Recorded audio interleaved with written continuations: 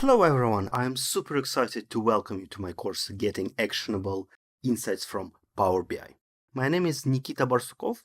I am a self-taught data scientist and a software developer with more than 10 years of experience in the industry. I live in the wonderful city of Copenhagen, Denmark, with my wife and 3 sons. So, what is this course about and what is so special about this course?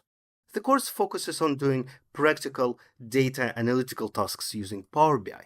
I will spend a lot of time discussing requirements that we are focused on. And then I will try to explain in detail what measures will help us answer these questions. And yes, I will use DAX, data analysis language of Power BI, in doing that. And then finally, I'm using a realistic dataset in this course, and I hope you will find this dataset interesting and engaging. So, what is the structure of this course? We'll start with a brief introduction to dataset and to the company we are going to analyze. Then we'll learn a little bit about data pre-processing using Power BI. In next section, we will create a time intelligence report. We will use date hierarchy and we'll start using DAX in this section, section number 2. In next section, in section number 3, we'll learn how to rank and compare in Power BI. And here we will learn even more DAX, of course. Then we'll create a report that focuses on deviation from average.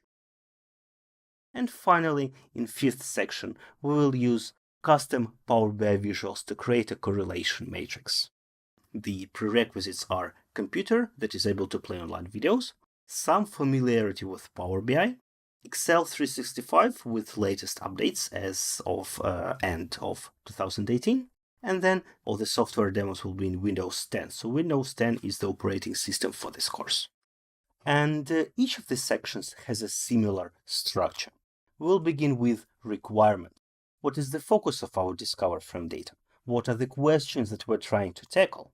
Then we'll try to define and implement numeric metrics that will allow us to answer these questions. And then finally, we'll focus on how to visualize these metrics using Power BI visuals. So let's start learning.